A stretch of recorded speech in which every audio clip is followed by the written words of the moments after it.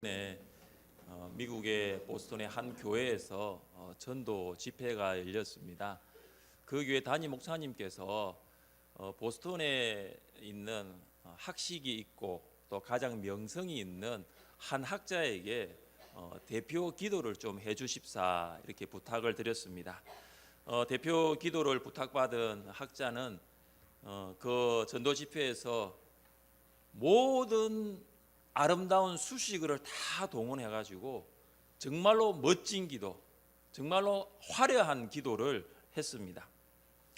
그러나 그 집회에 참석한 신실한 그리스도인들은 그의 기도를 들으면서 그 기도 가운데는 하나님은 계시지 않는다라는 것을 느꼈습니다. 그 이튿날 아침에 어떤 기독교 신문 기자가 이 학자의 기도를 평가하는 글을 신문에 이렇게 냈다고 합니다. 이 위대한 학자의 기도는 아마 보스턴시가 창설된 이래로 보스턴 청중에게 바쳐진 가장 웅변적이며 가장 지성적인 기도였다. 이것이 끝이었습니다. 이 기도는 하나님께 바쳐진 기도가 아닌 보스턴에 살고 있는 청중들에게 바쳐진 기도였습니다. 우리의 기도는 어떻습니까? 혹시 우리가 드리는 기도도 청중에게, 성도들에게는 약간의 감동을 주지만 진정으로 하나님의 마음을 움직이고 하나님의 보좌까지 올라가는 그런 기도인지 우리는 살펴보아야 합니다. 우리는 성경 안에서 바울의 기도를 살펴봄으로써 어떤 기도가 하나님께 바쳐지는 기도인가, 우리가 어떻게 기도해야 하나님 앞에 응답받는 기도인가, 오늘 말씀을 통하여 배울 수 있기를 바랍니다. 첫째, 기도의 대상은 하나님 아버지입니다.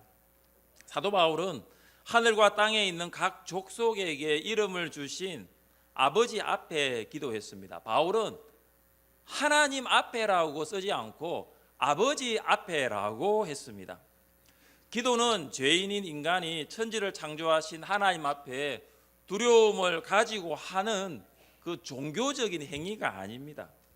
기도는 자녀가 아버지에게 하듯이 아버지와의 자연스러운 대화, 하나님 아버지와의 자연스러운 대화가 바로 기도입니다.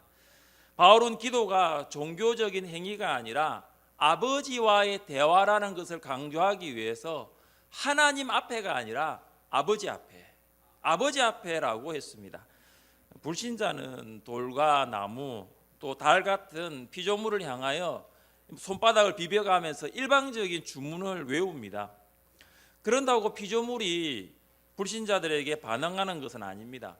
신자는 피조물을 향하여 일방적인 주문을 외우는 것이 아니라 창조주 하나님과 대화를 합니다. 신자는 세상을 창조하시고 다스리시는 하나님을 아버지라고 부릅니다. 여러분은 하나님을 아버지라고 부르고 계십니까? 혹시 이 자리에 계신 분 중에 하나님을 아버지라고 부르는 것이 좀 어색하다, 낯설다라는 분이 있습니까? 영접하는 자, 곧 그 이름을 믿는 자들에게는 하나님의 자녀가 되는 권세를 주셨으니, 예수님의 이름을 믿는 자는 하나님 아버지의 자녀가 됩니다. 예수님의 이름을 믿으면 하나님을 아버지라고 부를 수 있습니다. 예수님이 여러분의 모든 죄를 위하여 십자가에 죽으신, 그리고 그 용서하신 죄 사함을 확신한다면 하나님 아버지의 이름을 부를 수가 있습니다. 예수님을 마음의 중심에 여러분의 구원자와 주인으로 모시면 여러분은 하나님을 아버지라고 부를 수 있습니다. 여러분 모두가 하나님을 아버지로 부를 수 있는 자녀로서의 특권을 누릴 수 있기를 바랍니다. 이 자녀의 나이에 따라서 이 아버지를 이해하는 이 정도가 다르다라고 합니다. 자녀가 이 초등학교에 들어가기 전에는 아버지를 생각하면 아버지는 무엇이든지 할 수 있다, 무엇이든지 물어보면 아버지는 다 알고 있다라고 합니다. 자녀가 초등학교에 들어가면 이제 공부를 하니까 아버지가 알고 있는 것이 반드시 정확한 것만은 아니었다라고 조금씩 이 아버지에 대해서 알아간답니다. 자녀가 사춘기를 지나서 20대가 되면은 아버지는 시대에 뒤떨어진 구식이야. 그렇게 아버지에 대해서 생각을 한답니다. 이제 20대를 지나서 30대가 되면 자녀가 철이 조금씩 든답니다. 그래서 아버지는 경험이 많으시니까 아버지에게 좀 한번 어떠냐고 의견을 여쭈어 보는 것도 좋겠다라고 생각을 한답니다. 자녀가 40이 되면은 이렇게 생각합니다. 이럴 때 아버지는 어떻게 하셨을까? 그런 생각들을 많이 한답니다. 자녀가 50이 되면은, 혹시 여러분 중에 이제 50대 성도님들 계시면 자녀가 50이 되면은 아버지를 이렇게 이해한답니다. 왜냐, 아버지가 자녀가 50이 되면 아버지가 안 계신 분들이 많으니까 아버지가 얼마나 훌륭한 분이셨는가를 미처 알지 못했던 것이 후회스럽다. 아버지로부터 더 많은 것을 배울 수도 있었는데 난 그렇게 하지 못했다. 이제 50이 돼서 참 뒤늦게 이제 철이 드는지 아버지에 대한 생각들을, 아버지에 대한 존재감을 50이 되면은 뼈저리게 하는 것 같습니다. 여러분 중에 육신의 아버지의 부재로 한 마음 한가운데 마치 큰 구멍이라도 난 것처럼 그런 허전함이 밀려오지 않습니까? 혹시 아버지에 대한 그런 그리움, 육신의 아버지에 대한 그리움이 없습니까? 그 마음의 그 허전함, 그 마음의 그리움을 채워주시는 분이 계십니다. 그분은 하나님 아버지이십니다. 여호와는 긍휼이 많으시고 은혜로우시며 노하기를 더디하시고 인자하심이 풍부하시도다. 하나님 아버지는 허물과 죄를 책망하기보다 긍휼과 사랑으로 우리를 용서해 주십니다. 하나님 아버지는 어미닭이 이 병아리를 뿜는 것처럼 따뜻하고 넓은 품으로 우리를 안아주십니다. 하나님 아버지는 졸지도 아니하시고 주무시지도 아니하시면서 우리를 보호하십니다. 육신의 아버지는 모든 것을 알 수도 없고 또 모든 것을 할 수 없는 능력의 부재가 있을지라도 하나님 아버지는 전지하시고 전능하십니다. 하나님은 모든 것을 아시고 모든 것을 하십니다. 다윗은 이런 하나님을 만났습니다. 그리고 하나님에 대해서 이렇게 고백했습니다. 우리 함께 읽겠습니다. 부와 기가 주께로 말미암고 또 주는 만물의 주제가 되사 손에 권세와 능력이 있사오니 모든 사람을 크게 하심과 강하게 하심이 주의 손에 있나이다. 아멘. 하나님은 만물의 주인과 통치자가 되십니다. 부와 귀가 하나님께로 나오고 하나님께서 만물을 다스리시고 하나님의 손에 권세와 능력이 있습니다. 사람이 위대하게 되는 것도 강하게 되는 것도 하나님의 손에 있습니다. 하나님은 만물의 주인과 통치자가 되십니다. 하나님은 우리의 아버지이십니다. 하나님은 예수님을 믿는 모든 자의 아버지가 되십니다. 우리는 누구에게 기도합니까? 우리는 하늘과 땅을 만드시고 지금도 그것을 다스리고 계시는 하나님 아버지께 기도합니다. 둘째 기도의 자세는 간절함과 겸손함입니다. 15절입니다. 이름을 주신 아버지 앞에 무릎을 꿇고 비노니. 바울은 어떤 자세로 기도를 했습니까? 그는 무릎을 꿇고 기도했습니다. 무릎을 꿇는다는 것은 간절함과 겸손함입니다. 이 유대인들이 하는 일반적인 기도의 자세는 서서 기도하였습니다. 그들은 무릎을 꿇고 기도하지 않습니다. 유대인들은 회당과 큰 거리에 그 어귀에서 기도할 때 서서 기도했습니다. 바리새인과 세리가 성전에 올라가서 기도를 했는데 그 바리새인은 서서 기도했습니다. 유대인들이 스데반의 설교를 듣는 중에 그들은 돌로 스데반을 쳤습니다. 그때 스데반은 유대인들이 던지는 돌에 맞으면서 어떻게 기도했습니까? 무릎을 꿇고 크게 불러 이르더니 주여 이 죄를 그들에게 돌리지 마옵소서. 스데반은 무릎을 꿇고 기도했습니다. 사도 베드로는 죽은 다비다를 위해 어떻게 기도했습니까? 무릎을 꿇고 기도하고 돌이켜 시체를 향하여 이르되 다비다야 일어나라. 베드로도 무릎을 꿇고 기도했습니다. 예수님께서 게세마네 동산에서 어떻게 기도했습니까? 무릎을 꿇고 기도하여 이르시되 아버지여 만일 아버지의 뜻이거든 이 잔을 내게서 옮기시옵소서. 그러나 내 원대로 마시옵고 아버지의 원대로 되기를 원하나이다 하시니, 하나님의 아들이신 예수님도 무릎을 꿇고 기도했습니다. 무릎을 꿇는 것은 간절함과 겸손함입니다. 간절하지 아니하면 무릎을 꿇을 수가 없습니다. 겸손한 마음이 없으면 무릎을 꿇지 못합니다. 여러분, 야고보서를 기록한 예수님의 동생인 야고보의 별명이 무엇인 줄 아십니까? 이 기독교 전통에 따르면 이 야고보의 별명이 바로 낙타 무릎이었다라고 합니다. 그 이유가 기도를 하기 위하여 무릎을 꿇다 보니 나중에는 무릎에 군살이 박혀 마치 낙타의 무릎같이 변해버렸기 때문입니다. 과거에는 의자가 아니 바닥에서 예배를 드릴 때는 무릎 꿇고 기도하는 것이 어렵지 않았습니다. 하지만 요즘에 이 예배당에서 의자에 앉아서 기도할 때 참 무릎 꿇고 기도하는 거 쉽지 않습니다. 또한 무릎을 꿇을 만큼 우리의 무릎 상태가 좋은 상태도 아닙니다.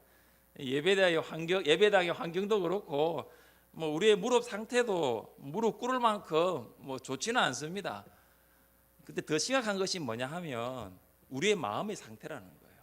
이 예배당의 환경과 우리 무릎의 상태가 아니라 우리 마음의 상태가 과연 간절함이 있느냐, 겸손함이 있느냐. 우리가 정말로 간절함과 겸손함을 가지고 하나님 아버지께 기도하고 있는가, 이게 어떻게 보면 더 큰 문제라고 볼 수 있는 것입니다. 스데반은 얼굴에 날아오는 돌을 피하지 않고 맞으면서까지 얼마나 간절하게 기도했을까요? 베드로는 죽은 다비다를 살리기 위해서 얼마나 간절하게 무릎 꿇고 기도했을까요? 예수님은 이제 죽음을 앞두고 기도할 때에 얼마나 간절하게 기도했을까요? 간절하게 기도하는 신자는 정말로 겸손해야 합니다. 간혹 기도의 은사를 가졌다라고 하는 신자들 중에 기도가 성도를 판단하는 교만의 도구로 전략할 때가 간혹 있습니다. 여러분, 그것은 정말로 잘못된 것입니다. 간절한 기도를 하는 성도는 기도를 통해 교회와 성도를 섬기는 겸손함을 가져야 합니다. 그래서 여러분의 기도 안에 이 두 가지가 균형을 이루고 있는지를 보십시오. 나에게는 간절함이 있는가? 아니면 간절하게 기도하는데 나에게는 겸손함이 있는가? 여러분의 기도 안에 간절함과 겸손함이 균형을 이룰 수 있기를 바랍니다. 셋째, 기도의 내용은 사역이 아니라 사람입니다. 바울은 사역이 아니라 사람을 위해 기도했습니다. 바울은 먼저 교회의 사역보다 교회의 성도를 위해 하나님 아버지께 기도했습니다. 바울은 속사람의 강건을 위해 기도했습니다. 16절입니다. 그의 영광의 풍성함을 따라 그의 성령으로 말미암아 너희 속사람을 능력으로 강건하게 하시오며, 이 속사람은 예수님께서 내주하시는 마음입니다. 바울은 그 사람과 속사람을 비교한 적이 있습니다. 그러므로 우리가 낙심하지 아니하노니 우리의 그 사람은 낡아지나 우리의 속사람은 날로 새로워지도다. 우리의 몸인 그 사람은 낡아집니다. 기억이 점점 가물가물해집니다. 가스 밸브를 닫았는데도 몇 발짝 가가지고 현관문을 나서는 순간 가스 밸브를 닫았는지 안 닫았는지 기억이 가물가물합니다. 분명히 손에 열쇠를 들고 있으면서도 열쇠가 어디 있는지 찾아보신 적은 없습니까? 계단을 오르고 내릴 때 전달되는 무릎과 허리 통증은 이제 참기가 너무 어렵습니다. 수술을 해야 하나 고민 중에 있습니다. 이처럼 우리는 이 낡아지는 그 사람, 날마다 낡아지는 그 사람 어떻게 할 수 없습니다. 피부 미용과 성형 수술을 해도 낡아지는 이 정도의 차이는 있을 뿐 낡아지는 것은 마찬가지입니다. 그래서 어떤 사람은 낡아지는 그 사람을 보면서 늙어간다고 생각하지 말자, 조금씩 익어간다고 생각하자, 이렇게 위로도 했다고 합니다. 여러분, 남자 나이 60이 되면 알고 있는 세상 지식이 평준화가 이루어집니다. 여자 나이 60이 되면 그동안 시간과 물질을 투자해서 열심히 가꾸었던 외모가 평준화가 됩니다. 60이 되면 아무리 그 사람을 가꾸려고 시간과 물질을 투자한 사람과 그 사람을 가꾸지 않은 사람 별반 차이가 없습니다. 그래서 우리가 정말로 관심을 가지고 관리하고 가꾸어야 될 사람은 그 사람이 아니라 속 사람이어야 합니다. 우리는 그 사람이 아니라 속 사람, 마음이 강건하기를 위해 관리하고 가꾸어야 합니다. 그래서 거울 앞에 보내는 시간보다 말씀의 거울 앞에 보내는 시간이 많아지시기를 바랍니다.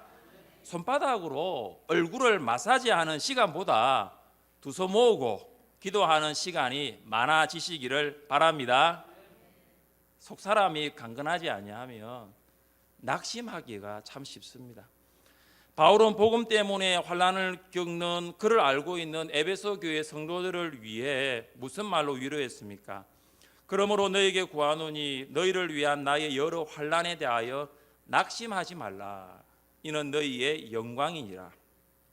바울은 에베소 교회 성도들이 신앙생활을 하면서 낙심할까 염려했습니다. 그래서 속 사람이 강건하기를 기도했습니다. 여러분, 속 사람이 강건한 사람은 낙심하지 않습니다. 우리는 뒤로 물러가 멸망할 자가 아니요 오직 영혼을 구원함에 이르는 믿음을 가진 자니라. 속 사람이 강건한 성도는 뒤로 물러가지 않습니다. 환난으로 잠시 고민과 갈등할 수 있으나 이내 마음을 추스리고 일어나 앞으로 나갑니다. 여러분, 무엇이 속 사람을 강건하게 합니까? 너희 속 사람을 능력으로 강건하게 하시오며, 능력이 속 사람을 강건하게 합니다. 성령의 능력이 성도를 강하게 붙들어 주십니다. 속 사람이 강하게 되는 것은 인간적인 힘과 능력이 아니라 오직 성령의 힘과 능력임을 믿으시기를 바랍니다. 성령께서 여러분을 그리스도인으로 살 수 있도록 능력 주십니다. 성령께서 중직자들에게 교회를 사랑하고 성도를 사랑할 수 있도록, 목자들에게, 목녀들에게 목원을 섬기고 목장을 사랑할 수 있도록 성령께서 도와주십니다. 성령께서 교사들에게 아이들을 가르칠 수 있는 능력을 주시고 여러분이 그리스도의 증인으로 살 수 있도록 하십니다. 성령께서 여러분이 피 흘리기까지 죄와 싸워서 이길 수 있도록 능력을 주십니다. 성령께서 하나님 아버지께 기도할 수 있도록 여러분을 도와주십니다. 바울은 예수님의 사랑을 알기 위해 기도했습니다. 18절입니다. 너희 모든 성도와 함께 지식에 넘치는 그리스도의 사랑을 알고, 예수님의 사랑은 사람의 지식을 초월합니다. 예수님의 사랑은 인간의 이성에서 출발한 합리적인 이해도 뛰어넘습니다. 그래서 아무리 많이 배운 사람도 도저히 이해할 수 없는 것이 있습니다. 그것이 무엇입니까? 바로 예수님의 사랑입니다. 바울은 에베소 교회 성도들이 예수님의 사랑의 너비와 길이와 높이와 깊이가 어떠함을 깨달아 살아가기를 기도했습니다. 예수님의 사랑은 정말 넓습니다. 우리의 경험의 넓이를 다 감수하고 그 사랑은 온 세상에 미칩니다. 예수님의 사랑은 참으로 깁니다. 우리가 살아가는 평생 동안 그 사랑은 지속될 것이며 영원까지 그 사랑은 이어질 것입니다. 예수님의 사랑은 아주 높습니다. 그 사랑은 우리의 기쁨과 즐거움의 최고점보다 더 높이 솟아오릅니다. 예수님의 사랑은 참으로 깊습니다. 우리의 낙담, 실망, 심지어 죽음까지도 그 사랑은 영향을 미칩니다. 여러분, 이런 예수님의 사랑의 넓이와 길이, 높이와 깊이를 경험하고 있습니까? 어릴 때 주일학교에서 이런 찬양을 불렀습니다. 예수님의 사랑 신기하고 놀라워. 곱하기 3이 3번 불러야 되거든요. 예수님의 사랑 신기하고 놀라워, 예수님의 사랑 신기하고 놀라워, 예수님의 사랑 신기하고 놀라워. 오 크신 사랑, 하늘 그보다 높고 바다 그보다 깊고 우주 그보다 넓은 오 크신 사랑. 이 좋은 주일학교 나오면 이 찬양을 기억하고 있습니다.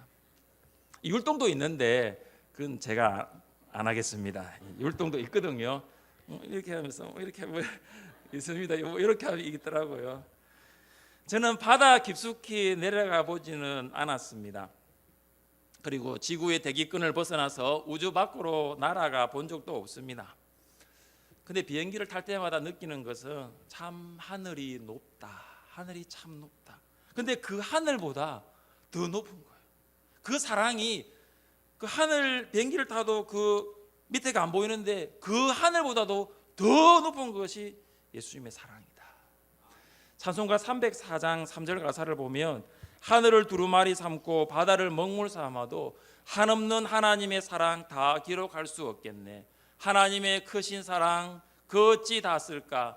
저 하늘 높이 쌓아도 채우지 못하리. 세상에서 가장 큰 두루마기가 하늘 두루마기고 세상에서 가장 큰 먹물이 바다 먹물입니다. 바다 먹물을 이 세상에 있는 모든 나무에 다 찍어가지고 그 하늘 두루마기에 다 하나님의 사랑을 써도 부족하다는 거예요. 저는 이 말씀을 준비하면서 저를 향한 그 예수님의 사랑에 대해서 한번 생각해 보게 되었습니다. 7년간의 유학 생활을 마치고 시작한 한국 생활은 기대감도 있었지만 걱정이 교차되었습니다. 7년 만에 또 한국에 돌아와서 부목사로 사역을 해야 되는 어떤 그런 기대감도 있었지만 이 아이들이 한국에 어떻게 적응을 할 수 있을까 그런 걱정이 참 많았습니다. 이제 배편으로 보낸 짐이 도착하지 않아서 집안에 가보니까 가재도구가 전혀 없더라고요. 하면 막 울립니다. 집안 살림이 없으니까 야 이걸 좀 채워야 되는데 어떻게 할까 하니까 어떤 그 집사님이 전화를 주셨더라고요. 목사님, 혹시 목사님 뭐 다른 사람들 거 뭐 써둔 것도 써도 됩니까? 그러더라고요. 예, 지금 뭐 그게 찬밥 더운 밥이 없습니다. 지금 일단은 채워 넣어야 됩니다. 그래서 북구 쪽에 가니까 아파트 앞에 누가 이사 간다고 가구를 내어 놨다고 연락이 온 거예요. 그래 저하고 아내하고 가가지고 그걸 실어가지고 이제 소파도 갖다 놓고 식탁도 갖다 놓고 몇 가지 이렇게 쭉쭉 채워 나갔습니다. 그러니까 아이들도 걱정인 거예요. 한국에서 아이들이 초등학교 경험이 없으니까 큰 아이가 이제 중2 때부터 시작을 했는데 중2병도 있잖아요. 학교 경험이 없잖아요.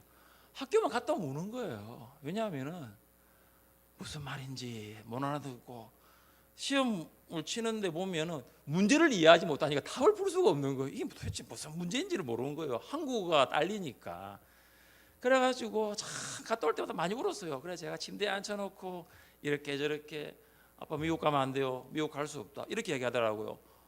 그냥 아빠만 한국에 있고 우리 미국 가서 살면 안 돼요 그러더라고. 그건 안 될 것 같아. 우리는 가면 다 같이 가고 있으면 다 같이 해야지. 누구는 가고 누구는 안 가면 안 된다. 우리는 다 같이 있어야 된다. 그러면서 그렇게 설득을 해서 그런데 참 하나님 감사한 것이 뭐냐면 좋은 선생님을 만나게 해주셨어요. 그래가지고 아이가 이해를 못하니까 그 선생님이 영어로 설명을 해주더라고요. 그래서 이거는 이런 말을 하니까 아이가 좀 이해가 빨라지고 그래서 지금까지 이제 아이가 학교에 지금 잘 적응을 하고 있습니다. 대상포진에 걸릴 정도로 몸이 약했던 아내는 참 여러 집사님들의 도움을 받아서 몸이 많이 회복되었습니다. 그 중에 지금도 아내가 치과에 가면 하나님께 감사를 드리는 것이 있습니다. 그 치과 집사님이 계셨는데 이제 그분이 너무 보니까 이 견적이 너무 많이 나오는 거예요. 그리고 보니까 이거 감당할 수가 없어요. 아내도 걱정이 되는 거죠. 이거 어떻게 내야 되나 하니까 제일 차트 위에다가 뭘 적냐면 all free, 병원비 무료, all free. 그래서 아내가 지금도 그 all free만 보면 하나님 감사합니다. 4년의 시간이 지났습니다. 아내도 건강하고 새 아이도 학교에 잘 정하고 있습니다. 7년간의 외국 생활도 마찬가지지만은 이제 만 4년을 지나고 5년째 접어들면서 참 우리의 삶의 아주 작은 부분까지, 아주 구석구석까지 그 예수님의 사랑이 미치지 않은 곳이 하나도 없다는 것을 경험하게 되었습니다. 바울은 예수님의 사랑은 모든 성도가 누려야 한다고 강조합니다.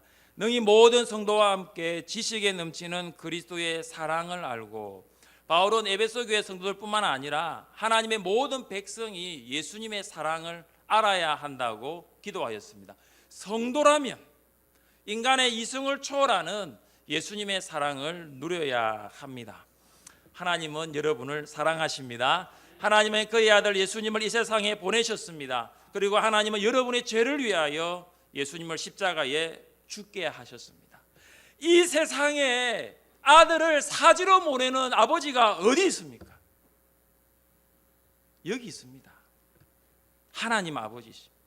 하나님 아버지는 여러분을 구원하기 위하여 예수님을 십자가에 버리셨습니다. 이것이 바로 사랑입니다.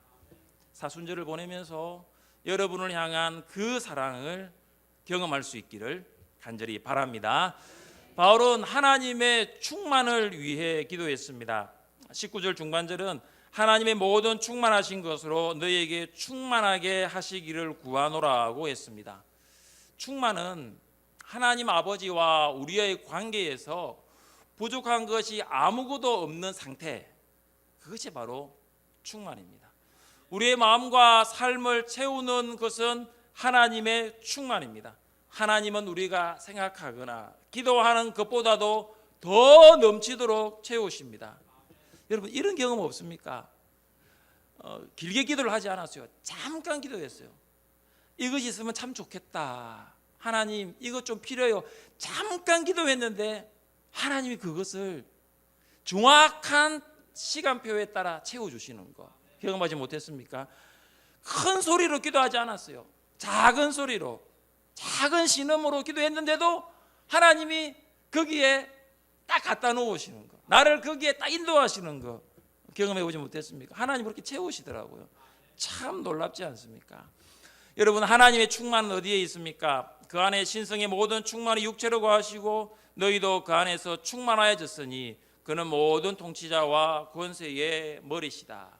하나님의 충만은 예수님 안에 있습니다. 우리는 예수님 안에서 충만해집니다. 세상에는 충만이 없습니다. 하나님의 충만이 없습니다. 예수님 안에 하나님의 충만이 있습니다. 예수님은 포도주가 다 떨어져 가지고 이제 엉망이 될 것 같은 그 혼인잔치에 포도주를 충만하게 공급하셨습니다. 예수님은 물고기를 한 마리도 잡지 못한 베드로에게 그물이 찢어질 만큼 물고기를 잡게 하셔서 만선의 기쁨을 누리게 하셨습니다. 예수님은 한 소년의 도시락인 보리떡 5개와 물고기 2마리로 수만 명을 배부르게 만드시고 남은 것도 12바구니로 가득 차게 하셨습니다. 여러분이 원하는 것, 그 모든 것이 세상에 있는 것이 아니라 예수님 안에 있습니다. 다른 것으로 채우려고 해도 채워지지 않는 것이 예수님 안에 있습니다. 예수님을 여러분의 주인으로 모실 때에 하나님의 충만을 날마다 경험할 수가 있습니다. 넷째, 기도의 목적은 하나님께 영광을 돌리는 것입니다. 우리 함께 20절과 21절을 읽습니다. 우리 가운데서 역사하시는 능력대로 우리가 구하거나 생각하는 모든 것에 더 넘치도록 능히 하실 이에게 교회 안에서와 그리스도 예수 안에서 영광이 대대로 영원 무궁하기를 원하노라. 아멘. 기도의 목적은 하나님께 영광을 돌리는 것이어야 합니다. 바울은 교회 안에서와 그리스도 예수 안에서 하나님께 영광이 돌아가기를 위해 기도했습니다. 여러분은 기도한 것을 응답받는 것이지만 기도의 궁극적인 목적은 하나님께 영광이 되어야 합니다. 여러분은 하나님을 아버지로 부르면서 간절함과 겸손함으로 무릎을 꿇고 속사람의 강건함과 예수님의 사랑과 하나님의 충만을 위해 간구합니다. 하나님은 여러분의 기도에 반드시 응답하십니다. 기도는 여러분이 시작했지만 기도를 시작할 수 있게 하신 분은 하나님이십니다. 기도는 여러분이 시작했지만 기도에 응답을 주시는 분도 하나님이십니다. 하나님은 기도의 시작과 기도의 응답이 되십니다. 그래서 우리는 하나님께 영광을 돌려야 합니다. 주기도문은 하늘에 계신 우리 아버지여 라고 시작하고 나라와 권능과 영광이 영원히 아버지의 것입니다 라고 마칩니다. 영광은 아버지의 것입니다. 기도의 응답이 우리의 것이 아니라 기도의 응답은 하나님의 것입니다. 여러분 기도하고 있습니까? 하나님 앞에 나아가 무릎을 꿇고 기도하시기를 바랍니다. 성령의 능력으로 속사람의 강건을 위하여 여러분 마음에 성령으로 강건하게 해달라고 기도하시기를 바랍니다. 예수님 사랑의 넓이와 길이, 높이와 깊이를 알기 위해 기도하십시오. 하나님의 충만을 경험할 수 있도록 기도하십시오. 기도를 통하여 하나님과의 더 깊은 교제, 풍성한 만남이 있기를 주님의 이름으로 축복합니다. 우리